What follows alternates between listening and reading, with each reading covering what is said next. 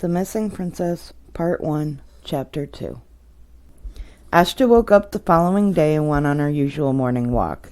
Instead of heading towards the forest, she headed to the other side of town where the coffee shop was. She wanted one of their fresh-baked muffins for breakfast, which she treated herself to every once in a while with a flavored coffee. Happily, she walked into the small shop and up to the counter. It was an old diner turned into a local hangout spot. The inside was still the same, with old padded stools and coffee bar, but the owners lined the front with large bay windows. Ashta ordered her muffin and latte and sat at a table with a window view of the forbidden forest. Ashta ate her muffin, staring at it intensely. Strangely, she had heard a weird calling again the night before. It was a voice that sang a short, beautiful tune, and as each day passed, the calling got louder and more intense. "Hi," said a cheerful voice, stirring Ashta from her thoughts, and jumped. Ashta blinked a couple of times, turning her head from the window, and saw a girl with long blonde hair, green eyes, and a curious face. She was about Ashta's age, with a slender figure, and was about tall as Ashta. She smiled at the girl politely. "Hello," said Ashta. "Are you new in town?" the girl asked curiously. The girl was wearing a pair of light blue jeans, white sneakers, and an orange t-shirt. Ashta nodded. "Yeah, I just moved here with my grandfather not too long ago," she affirmed, and the girl smiled. "I'm Lashana," said the girl, and Ashta smiled back. Ashta. Lashana looked at her thoughtfully. "What were you staring at?" she asked, looking out the window. Lashana seemed very curious, but she seemed lovely. "The Forbidden Forest," Ashta said frankly, and Lashana looked back at Ashta with a curious look. "Why are you so interested in the Forbidden Forest?" she asked, looking back out the window. "Just curious." She wasn't about to tell a stranger that she heard a voice calling from the forest. Lashana looked back at her. "I am a pretty curious person myself, but the mayor is strictly forbidden that place," she said thoughtfully. "So you can't go in there, even if you wanted to?" Ashta asked, and Lashana shrugged her shoulders. "I suppose you could. It's not like the forest is guarded," she disclosed, and Ashta looked at her curiously. "What do you mean, not guarded?"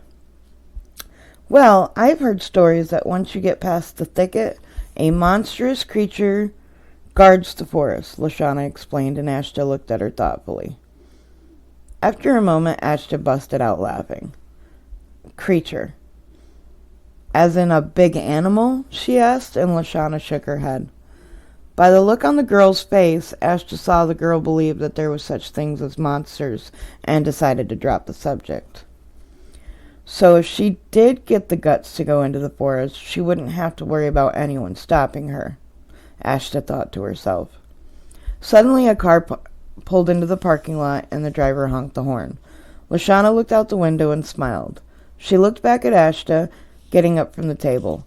"That's me. It was nice meeting you. I hope to see you again sometime," Lashana called, running out of the coffee shop door, and waved. Ashta watched Lashana get into the car and drive away. She finished her latte and muffin and threw her trash away. She sighed as she walked home, wanting to relax and clear her mind of all of her racing thoughts. Ashta walked up her driveway and walked into the backyard. Whenever Ashta was stressed, her grandfather taught her how to fluently dance and channel the emotions she was feeling. Her grandfather had made a particular area in the backyard so they both could practice their emotional flow dance. The area designed was a large round rock in the center of the backyard, and there were 5 strange-looking symbols carved into the stone. Her grandfather told her a story that once this rock belonged to 2 kingdoms in a far distant land, the kingdom of the Oligarchy Slayers and the kingdom of Selvems. The 2 kingdoms lived in peace, and the land's magic kept it beautiful and rich in colors. The 2 domains would stay at ease if everyone followed one rule: the 2 species could not reproduce.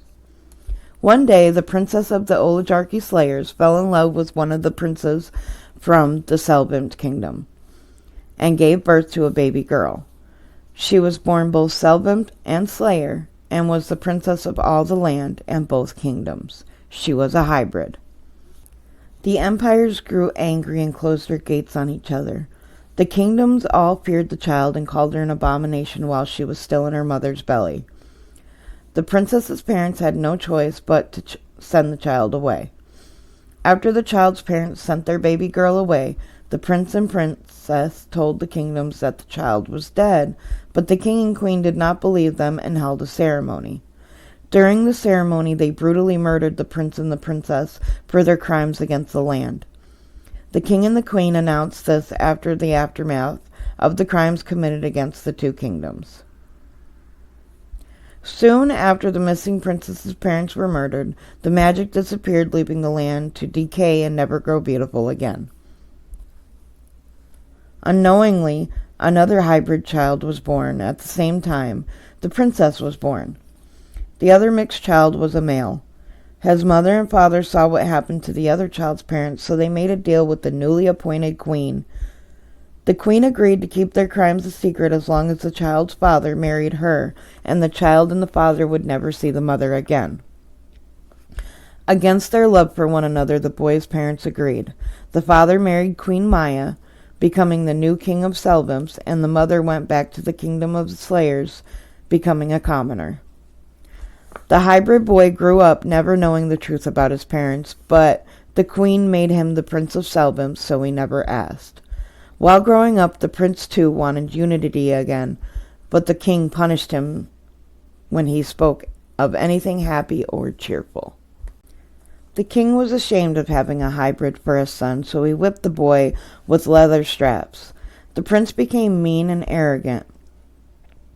Ashta wondered what happened to the princess, since there wasn't an end to the story, and without the princess, the kingdoms would never reunite again.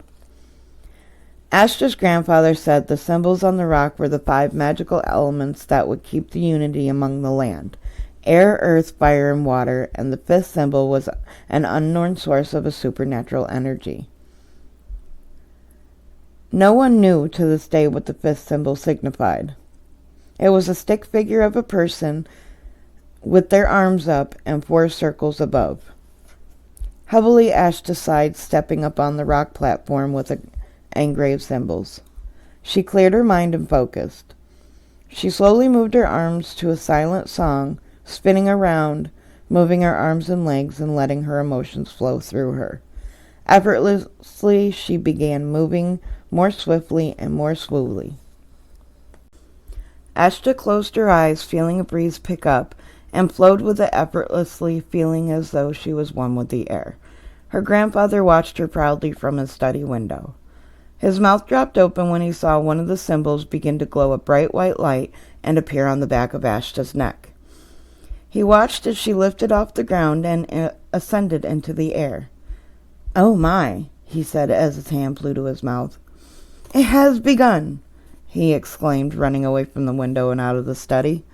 Quickly he ran down the stairs and out to the backyard. Suddenly he stopped, and he stared at his granddaughter in amazement.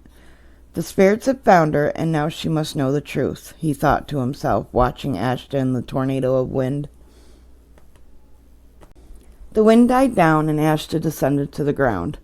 When her feet touched the ground, she looked at her grandfather with wide eyes, and he had tears in his eyes, walking toward her. "My dear child, it is time that you have learned the truth," he said, grabbing her arms. He was shaking, and his eyes were wide with alarm. Ashta looked down at the old man, oddly. What was he talking about? The truth about what? She didn't understand. "Truth? About what, grandfather?" asked Ashta curiously, pointing to the glowing symbol on the rock, which was beginning to fade. "The truth about who you really are," he said distantly. Astonished, Ashta looked at the glowing symbol. The shining white light dwindled, and Ashta could see the mark clearly. It was 3 wavy lines parallel with each other in a circle. That was a symbol for the magical element of air. When she was growing up, her grandfather read stories about the elements. Nervously, Ashta looked back at her grandfather, and he swallowed hard. "I'm not a normal girl, am I?" she asked, and her grandfather shook his head. Astra reached her hands up and grasped her grandfather's shoulders gently. For a moment she held his gaze, realizing she could tell him about the calling. "Then we must be honest with each other," she said, searching his old, tired eyes. Her grandfather only nodded, and they headed back in the house together. Astra's grandfather knew it was time to tell her that she was the princess from the story, and Astra knew it was time to tell her grandfather about the voice calling her from the Forbidden Forest.